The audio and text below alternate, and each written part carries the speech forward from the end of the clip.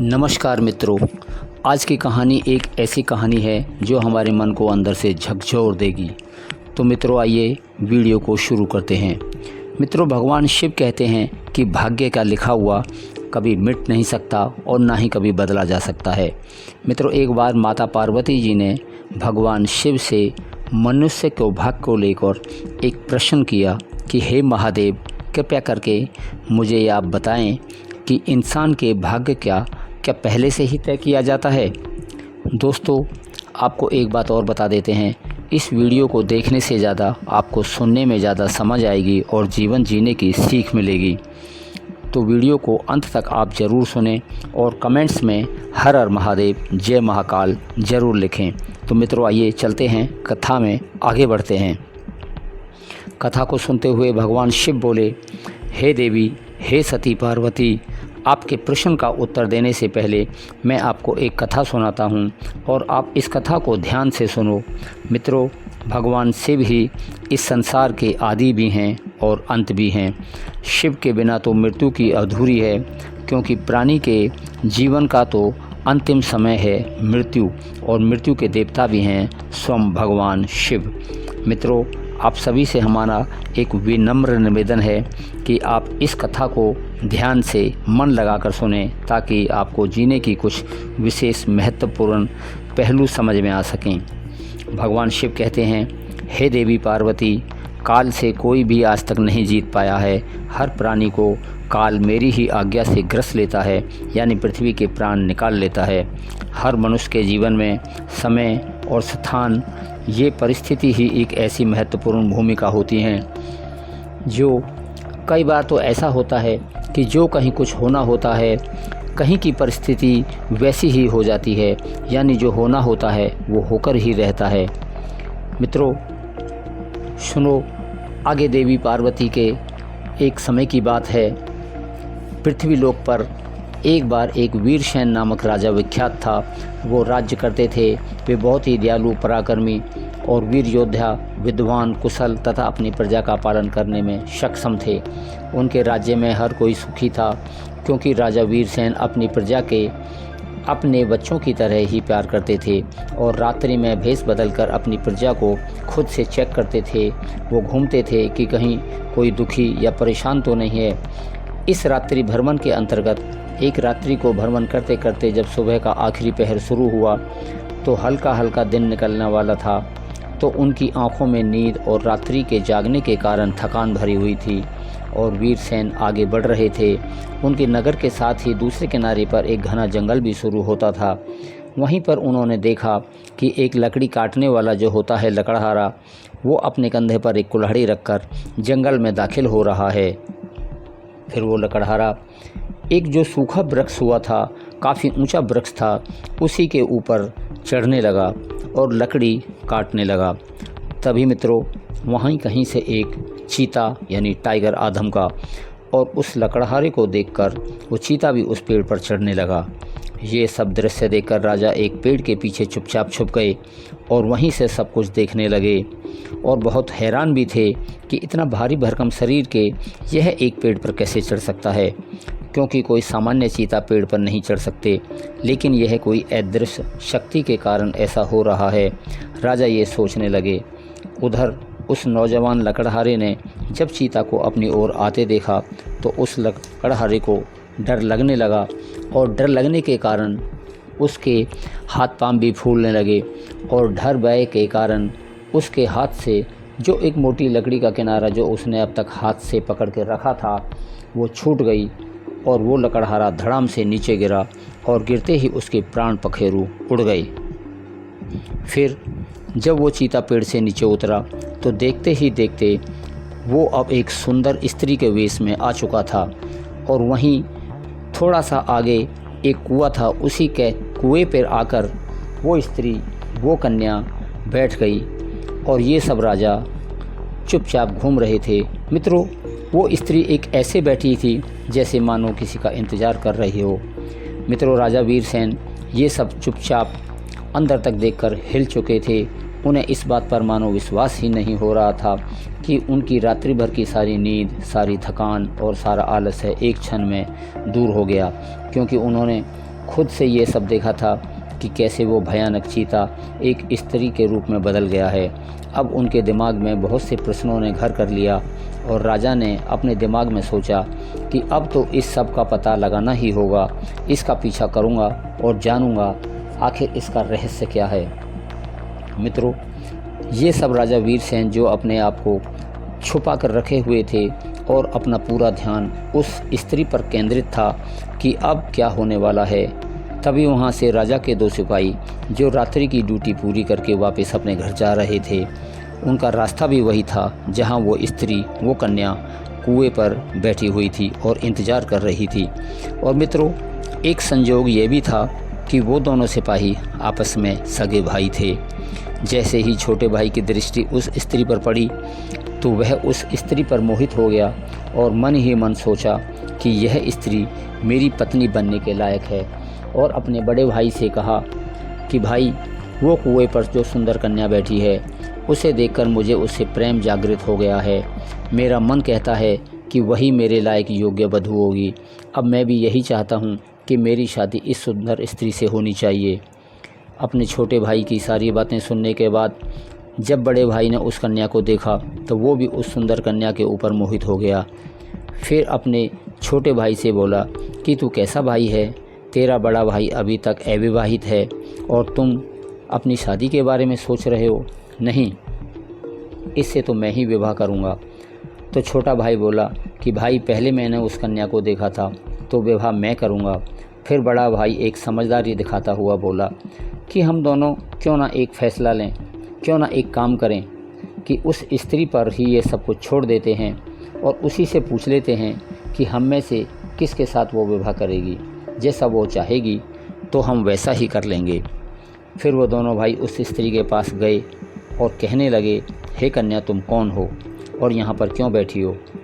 तो वो स्त्री, वो कन्या कहने लगी, मैं यहाँ एक पड़ोस के गांव से आई हूँ, पति की तलाश में घूम रही हूँ। परिवार में सिर्फ एक मेरी माँ थी और वो तो अब नहीं रही। तभी छोटा भाई बोला, हमें बताइए तुम्हारा पति कहाँ है, हम ढूंढ कर ला देंगे।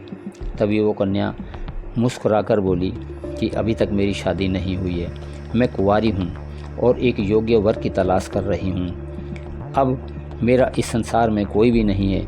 ये सब सुनकर दोनों भाई खुश हो गए और कहा कि हम दोनों भाई भी अभी तक कुंवारे हैं, आप कृपया हम में से किसी भी एक भाई से विवाह कर सकती हो।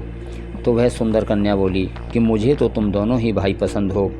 तभी बड़ा भाई बोला, जो कि वो समझदार था, कि हम भी इसी चिंता में थे कि तुमसे विवाह करें, लेकिन हम ये नहीं विचार कर रहे हैं, हम सोच रहे हैं कि तुम में से शादी किसके साथ करेंगे। तो वो बोली, इसका फ़ैसला भी मैं ही कर देती हूँ। दोनों बोले, वो कैसे? सुंदर कन्या बोली कि तुम में से जो भी कोई अधिक बलवान ताकतवर होगा मैं उसी से विवाह करूँगी। इतना सुनना था कि दोनों भाई अधिक बलवान दिखाने के कारण आपस में भिड़ गए और अपनी अपनी तलवार निकालकर एक दूसरे पर वार करने लगे। और देखते ही देखते छोटे भाई ने अपनी तलवार बड़े भाई के ऊपर पीठ पर प्रहार करते हुए पीठ के अंदर घुसा दी और फिर पलटवार करते हुए बड़े भाई ने भी अपनी तलवार से छोटे भाई का गला काट दिया। और देखते ही देखते दोनों भाई तड़प तड़प कर वहीं पर गिरकर मर गए।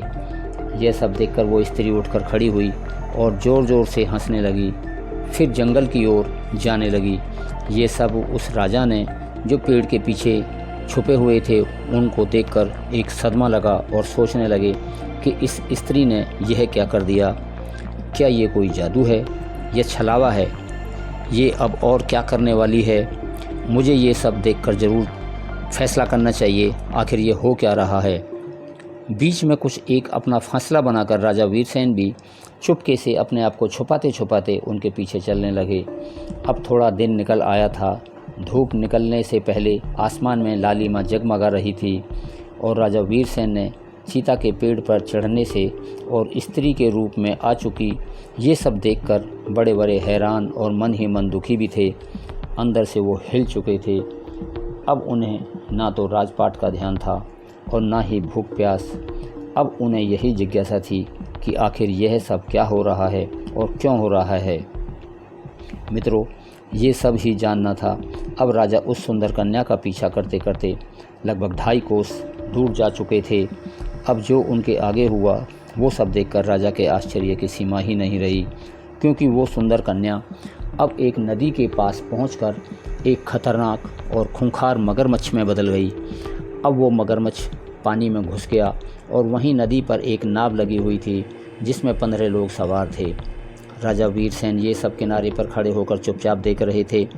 थोड़ी देर बाद जब नाव पानी के अंदर पहुंची तो वही मगरमच्छ नाव में कूद गया तो नाव में भगदड़ मच गई और भगदड़ के कारण नाव टेढ़ी हो गई और फिर पलट गई। कुछ लोग पानी के अंदर डूब गए और कुछ लोग जो तैरना जानते थे वो पानी के अंदर ही बाहर आ गए और जो अंदर नहीं तैरना जानते थे वो पानी घुटने से उनका दम घुटकर वहीं पर मर गए। मित्रों, वो मगरमच्छ पानी के कुछ दूर बाहर आया और किनारे किनारे पर चलने लगा। राजा वीरसेन चुपचाप उनके पीछे पीछे चल रहे थे। और अब एक और सदमा राजा वीरसेन को जब लगा, जब उन्होंने यह देखा कि उस मगरमच्छ ने अब एक बार और अपना रूप बदल लिया है और अब वो एक बुजुर्ग विद्वान पंडित का रूप धारण कर लिया है। अब राजा ने सोचा कि अब कोई खतरा नहीं है, तो क्यों न मैं अपनी ये सारी जानकारी इस विद्वान पंडित जी से पूछ लूँ। ऐसा सोचकर राजा उस पंडित की ओर बढ़ने लगे। राजा ने पंडित को आखिरकार रूप बदलने वाले के छलावा के रूप में वो तो सब कुछ जान चुके थे और तेज़ कदमों से चलकर उस विद्वान के पास पहुंच गए और हाथ जोड़कर नमस्कार किया। उस वृद्ध पंडित ने भी नमस्कार अभिवादन स्वीकार किया और आशीर्वाद दिया। फिर राजा ने पूछा कि हे महाराज, आप कौन हैं? तो वृद्ध पंडित बोला, तुम्हें दिखाई नहीं देता? मैं एक पंडित हूँ और साथ में एक वैद्य भी हूँ। मुझे जल्दी से राजमहल पहुँचना है। यहाँ के राजा खतरे में है और उन्हें एक वैद्य की सख्त ज़रूरत है। यह सुनकर राजा बहुत हैरान हुए। वो पसीने से लथपथ हो गए और उनका धैर्य काम नहीं कर रहा था। मित्रों, भगवान शिव माता पार्वती जी से कहते हैं, हर किसी को मृत्यु से डर लगता ही है, चाहे वो कोई भी हो। हर किसी की मौत से सबको डरना चाहिए। राजा और बहुत डर चुके थे, लेकिन वो अपना साहस बटोर कर बोले, हे महानुभाव, हे प्रिय, कुछ तो सत्य बोलो। झूठ बोलना पंडित को शोभा नहीं देता है। वे बोलने लगे, तुम्हें झूठ बोलने का दंड भी मिल सकता है, तुम्हें फांसी भी हो सकती है। राजा ने यहाँ तक राजा के मेरे मित्र हैं पंडित बने विद्वान बोले कि तुम मेरा समय बर्बाद कर रहे हो, ख़राब कर रहे हो। मैं जो कोई भी हूँ, इससे तुम्हें कोई मतलब नहीं है, चाहे मैं कुछ भी करूँ, चाहे मैं कुछ भी बोलूँ। अब राजा ने अपनी आवाज़ तेज़ कर दी और कहा, हे ब्राह्मण, क्यों झूठ बोल रहे हो? फिर राजा ने कहा कि मैं सब कुछ जानना चाहता हूँ। तो विद्वान बने पंडित बोले कि नहीं, मैं एक ब्राह्मण ही हूँ और मुझे शीघ्र जाने दो, नहीं तो यहाँ के राजा की मृत्यु के कारण तुम ही बनोगे और जीवन भर सिर्फ तुम पछताओगे। तब राजा ने कहा कि मैं तुम्हारा पीछा वहाँ से कर रहा हूँ जब तुम चीता बनकर लकड़हारे को तुमने मारा था और एक इस तरह सुंदर बनकर दोनों भाई सिपाहियों को मारा और फिर मगरमच्छ बनकर नाव में कूद पड़े और नाव पलट गई और बहुत सारे लोगों की मौत हो गई। तो यहाँ के विद्वान पंडित और यहाँ पंडित बनकर विद्वान होकर खड़े हो। मैंने ये सब देखा, अब तुम बताओ कि तुम कौन हो। राजा ने अपनी तलवार निकाली और उसकी नोक विद्वान बने पंडित की ओर कर दी और कहा कि तुम्हें राज दरबार ले जाकर तुमने जो पाप किया है उससे तुम्हें सज़ा मिलेगी, तुम्हें फांसी पर भी लटकाया जाएगा। तुम नहीं जानते कि राजा वीरसेन का राज्य है, जो एक न्याय प्रिय करने वाले हैं और राजा के प्रति प्रिय हैं। तुम यहाँ वापस जिंदा नहीं जा सकते, नहीं तो अपने असली रूप में आओ और मुझे सारी सच्चाई बताओ। मित्रों, जब भगवान शिव कहते हैं, हे पार्वती जी, तब वो विद्वान बने ब्राह्मण ज़ोर ज़ोर से हंसने लगे और कहने लगे कि ये नगरी सम्राट वीरसेन की है, जो एक महान प्रतापी और धर्मनिष्ठ राजा हैं, और मैं यह भी जानता हूँ कि वो तुम ही हो, विश्व विख्यात राजा वीरसेन। लेकिन अब तुम भी एक बात जान लो, अब तुम भी मुझसे नहीं मार सकते, क्योंकि बल्कि एक दिन जल्दी ही मैं एक ऐसा काम करने वाला हूँ जिससे मैं तुम्हें मरने को मजबूर कर दूँगा। अब तो राजा के होश ही उड़ गए और उनकी तलवार हाथ से नीचे छूटकर गिर पड़ी। वो चुपचाप हो गई और अपने दोनों हाथ जोड़कर मन ही मन विचार करने लगे, जिसने मुझे इस रूप में भी पहचान लिया है वह एक साधारण मनुष्य तो बिल्कुल भी नहीं हो सकते। और विनय करने लगे, कृपा करके आप मुझे बतलाइए कि आप कौन हैं।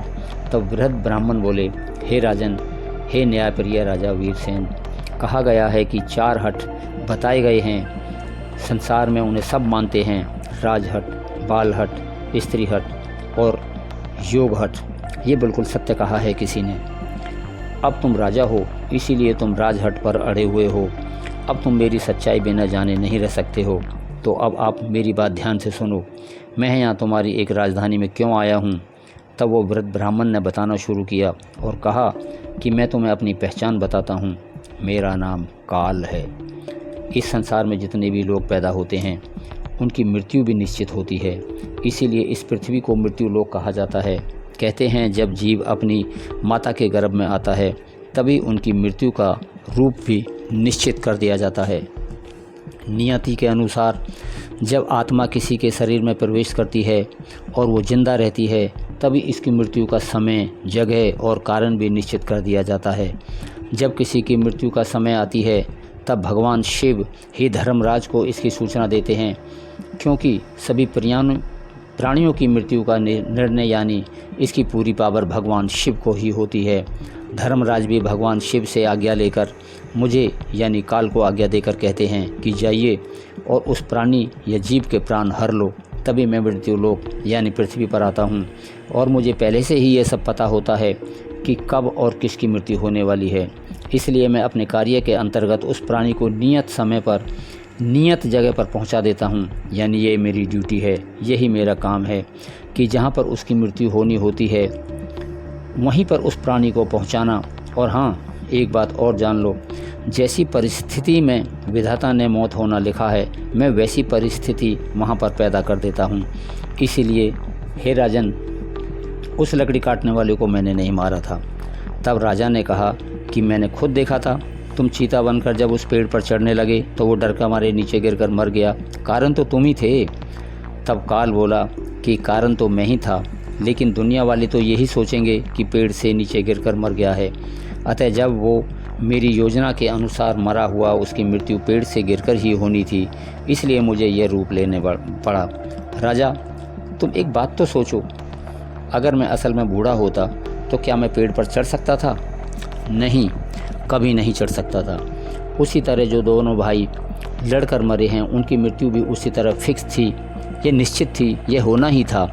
इसी कारण मुझे एक सुंदर कन्या बनना पड़ा और जो लोग नाव के हादसे का शिकार बने हैं उनकी मौत भी पानी में डूबकर मरना लिखी हुई थी। इसलिए मैंने एक खूंखार और भयानक मगरमच्छ का रूप धारण कर लिया था, जिसके कारण वो सभी अपनी मौत तक पहुंच सके। अतः हे राजा वीरसेन, अब आप समझ गए होंगे कि मैं आपकी नगरी में क्यों आया हूँ। एक प्राणी की मृत्यु जब होती है तो वह 3 चीज़ों का होना आवश्यक होती है, समय, स्थान और परिस्थिति। इन सब की मुख्य भूमिका होती है। राजा बहुत चिंतित हुए, गंभीर भी हुए और बोले, हे प्रिय विद्वान, आपने जो मुझे ये ज्ञान दिया है उसके लिए आपका बहुत आभारी हूँ। पर मेरे मन में अभी भी एक प्रश्न उठ रहा है कि आपने कुछ देर पहले कहा था कि इस राजा के राज्य की मृत्यु होने वाली है, लेकिन मैं तो अभी आपके सामने खड़ा हुआ हूँ।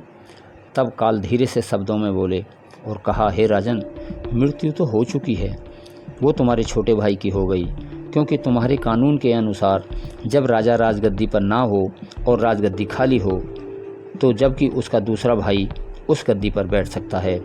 और पड़ोस के ही एक दुश्मन राज्य के गुप्तचर ने छुपके से राजा समझकर एक बाण चला दिया, जिससे उनकी मृत्यु हो गई। इसलिए जो राजा की गद्दी पर बैठा होता है वही राजा माना जाता है, जबकि तुम यहाँ मेरे साथ व्यर्थ की उलझनों में पड़े रहे। भगवान शिव कहते हैं, हे देवी, हे पार्वती जी, जब राजा वीरसेन को यह पता चला कि मैंने ये क्या कर दिया है और फिर ब्राह्मण बने काल ने कहा, हे राजा, यह सब तो होना ही तय था, तुम तो केवल इस नाटक रूपी कहानी के एक पात्र हो। जो होना होता है वह होकर ही रहता है, सो अब शोक करने से कोई लाभ नहीं है। अब तुम अपने राज्य को वापस लौट जाओ, क्योंकि तुम्हारी मृत्यु अभी शेष बची हुई है। तभी राजा बोले, यमदूत मुझसे बहुत बड़ी गलती हुई है जो मैं आपको पहचान नहीं सका, लेकिन मैं आपसे एक अंतिम सवाल भी पूछना चाहता हूँ। क्या तुम मेरी मृत्यु के बारे में कुछ बता सकते हो? तब यमदूत ने मुस्करा कर कहा, पूछो तुम क्या पूछना चाहते हो। तब राजा ने कहा कि तुम मेरी मृत्यु के बारे में मुझे बतलाइए। तो यमदूत ने कहा कि एक सामान्य प्राणी के लिए यह सब जब तक गुप्त रहती है तब तक वो प्राणी निडर और हंसी खुशी रह सकता है, यानी इस संसार में विलीन होकर जी सकता है। नहीं तो वह प्राणी मौत के डर के कारण पल पल मरता रहता है और मृत्यु से पहले ही प्राण त्याग देता है, क्योंकि चिता और चिंता में ज़्यादा असर नहीं होता है। चिता तो एक बार में ही शरीर को जला डालती है, जबकि चिंता हर क्षण हर पल मन को और शरीर को हमेशा जलाती रहती है। लेकिन राजा वीरसेन के हठ के कारण काल बने यमराज ने कहा, हे राजन, तुमने अपने भाई की मृत्यु की खबर सुनकर भी अपना धैर्य नहीं छोड़ा है, तो मुझे ऐसा लगता है कि तुम एक समझदार और ज्ञानी पुरुष हो। इसलिए मैं तुम्हें अब तुम्हारी मृत्यु के बारे में बताता हूँ, सो तुम ध्यान से सुनो। आज से 12 महीने के बाद तुम्हारी मृत्यु फांसी पर चढ़ने के कारण, सूली पर लटकने के कारण, और सबसे आश्चर्य की बात तो ये होगी कि यह सब तुम्हारी ही नगरी में और तुम्हारे राजमहल में ही घटित होगी। इसलिए तुम इस मृत्यु को खुशी खुशी स्वीकार कर लेना। इतना कहने के बाद वह ब्राह्मण बना हुआ काल एक बड़े से पक्षी का रूप धारण किया और दूर आसमान में उड़ गया और देखते ही देखते आँखों से ओझल हो गया। फिर दूसरी तरफ राजा राजमहल पहुंचकर अपने छोटे भाई का दाह संस्कार करने में लग जाते हैं और राज्य की कार्यवाही को व्यवस्थित तरीके से आगे बढ़ाने लगते हैं। मित्रों, कुछ दिनों तक ऐसे ही चलता रहता है और धीरे धीरे वो सब कुछ दिनों के बाद भूल जाते हैं यमदूत के साथ उनकी क्या बात हुई थी। ऐसे चलते चलते 6 महीने व्यतीत हो जाते हैं। फिर एक दिन राजा वीरसेन को अचानक घबरा कर जाग जाते हैं और उन्हें अपनी मृत्यु का आहट जैसा महसूस होने लगती है। और भगवान शिव ने कहा, हे पार्वती जी, जब किसी इंसान को अपनी मृत्यु का डर सताने लगता है तो वो अपने बचाव के लिए कोई ना कोई रास्ता निकाल ही लेता है। जब राजा ने भी ऐसा ही किया, अगले ही दिन राजा ने अपने दरबार के सभी मंत्रीगण, ज्ञानी, बड़े व चतुर मंत्री सभी को बुलाया और सभी को अपनी मृत्यु के बारे में बताया कि 6 महीने के बाद मेरी मृत्यु सूली पर चढ़ाने के कारण होगी, तो आप कृपया इसका कोई ऐसा उपाय निकालिए कि मेरी मृत्यु ना हो सके। फिर उनके दरबार के एक बुजुर्ग, ज्ञानी और बड़े चालाक मंत्री ने एक सुझाव दिया, क्यों ना हम अपने राजमहल से सब नुकीली चीज़ें जैसे तलवार, भाले, चाकू, कटार जैसी समस्त चीज़ों को बाहर निकाल दें। हमारे महल में जब कोई ऐसी चीज़ होगी ही नहीं तो आपकी मृत्यु कैसे हो सकती है। तो सब ने इस सुझाव को अपनी सहमति दे दी। दिन निकलते रहे, वक्त गुजरता गया और आखिरकार वो दिन भी आ गया जिस दिन ये सब घटना घटित होनी थी। अब तो राजा दिन भर उदास रहने लगे, भय और चिंता उन्हें सताने लगी। अब रात्रि ने एक रात्रि को, जो उनकी आखिरी रात्रि होने वाली थी, राजा ने सोचा, क्यों न मैं अपने राजमहल के बजाय कहीं दूसरी जगह जाकर रहा जाए। हो सकता है कि मुझे यहाँ पर ना पाकर भविष्यवाणी भी झूठी साबित हो जाए। मित्रों, राजा ने अपना भेष बदलकर एक भिखारी का भेष बना लिया और चुपचाप रात्रि में राजमहल से बाहर निकल गए और अपने ही नगर में घूमते घूमते, और कई दिनों से राजा ना सोने के कारण बहुत थक गए थे। अब राजा एक घर में, जो कि एक दर्जी का घर था, उसी घर के एक कोने में जाकर राजा साहब सो गए। मित्रों, होनी तो होकर ही रहती है, चाहे कोई कितना भी जोर लगा ले वो बच नहीं सकता। उस दर्जी के घर में राजमहल के आभूषण, स्वर्ण जड़ित कपड़े सिलाई किए जाते थे। तभी उस दर्जी के घर में कुछ चोर दाखिल हो जाते हैं और राजमहल के सारे स्वर्ण जड़ित वस्त्रों को चुरा कर ले जाते हैं। सुबह जब दर्जी की आंख खुलती है तो उसने देखा कि एक अजनबी आदमी उनके घर में घुसकर सो रहा है और राजमहल के वस्त्रों का कहीं अता पता नहीं है, वो सब गायब हैं। तो दर्जी ने विचार किया, कहीं ना कहीं यह व्यक्ति जो यहाँ पर सोया हुआ है यह भी चोरों का साथी होगा। तो जो चोर यहाँ से सारे वस्त्रों को चुरा कर ले गए हैं। दर्जी ने शोर मचा दिया और गली मोहल्ले के आदमियों को इकट्ठा कर लिया। फिर सब ने एक साथ कहा कि राजा के दरबार में ले जाकर पेश कर देना चाहिए। फिर वो सब मिलकर उस भिखारी बने राजा को राजा के ही दरबार में ले गए और कहा कि महाराज, यह चोर हमारे घर में मिला हुआ है, हमारे घर से बहुत कुछ सब चोरी हो गया है, हमें कृपया इसका न्याय दिलाइए। ये चोर हम पकड़ कर लेके आए हैं, आप इनको आज्ञा दीजिए। मित्रों, राजा की अनुपस्थिति में राजा गद्दी पर बैठा हुआ उनका पुत्र जो अब राजा था, उन्होंने बिना पूछे ही इस चोर को फांसी पर लटका दो, ऐसा कुछ सज़ा सुना दिया। और मित्रों, ये सब सुनते ही राजा वीरसेन के होश उड़ गए और उन्होंने अपना सारा किस्सा सुना दिया कि मैं राजा वीरसेन हूँ, मैं कोई चोर नहीं हूँ, मैं अपनी मृत्यु के डर के कारण दूसरी जगह इस दर्जी के जो मकान था वहीं पर जाकर सो गया था, मैं कोई चोर नहीं हूँ। तब एक ज्ञानी पुराने मंत्री ने कहा कि हाँ, ये राजा साहब ही हैं, तो अब एक काम किया जा सकता है कि राजगद्दी पर बैठे हुए पुत्र की बात भी रह जाएगी और राजा साहब को सज़ा भी मिल जाएगी। सभी ने एक साथ कहा, तो ऐसा क्या किया जाएगा? तब मंत्री ने कहा, क्यों ना हम राजा साहब को एक छोटी सुई पर बैठने के लिए कहें, इससे राजा की बात भी रह जाएगी और राजा वीरसेन की सज़ा भी पूरी हो जाएगी। सब ने हाँ में हाँ मिला दी, हाँ ये करना ही ठीक रहेगा। तब राजा वीरसेन को एक सुई पर बिठाने की तैयारियां चल रही थीं कि तभी वो सुई राजा साहब की पीठ में चुभ गई और वहीं से एक रक्त की धार बह निकली और देखते ही देखते राजा का सारा खून शरीर से बाहर निकल गया और वह राजा वहीं ढेर हो गया, अर्थात वहीं पर गिरकर मर गया। तब भगवान शिव बोले, हे पार्वती, मनुष्य को कभी भी अपनी मृत्यु के बारे में नहीं जानना चाहिए, बल्कि उनको अपना पूरा समय पूजा अर्चना, पाठन, नित्य कार्य, पर सेवा, प्रभु की भक्ति, राज सेवा में लगाना चाहिए और भगवान की आज्ञा मानकर हर कार्य में मन लगाना चाहिए, नहीं तो राजा के जैसा दुख भोगकर मृत्यु को प्राप्त करता है। भगवान शिव ने कहा, हे पार्वती, जब मनुष्य गर्भ में धारण करता है तब उसी समय उसकी मृत्यु का समय भी निश्चित कर दिया जाता है। तो मित्रों, ये थी कहानी। ये कहानी आपको कैसी लगी आप हमें कमेंट्स करके ज़रूर बताएं। कमेंट्स में हर हर महादेव ज़रूर लिखें और अभी तक आपने हमारा शिव अमृत स्टोरी चैनल सब्सक्राइब नहीं किया है तो कृपया ऐसी ही ज्ञानवर्धक, रोचक, प्रेरणादायक, धार्मिक कहानी सुनने के लिए चैनल को अभी सब्सक्राइब करें। जय जय श्री राधे, हर हर महादेव। मित्रों, जय महाकाल, हर हर महादेव, जय श्री कृष्णा, राधे राधे मित्रों।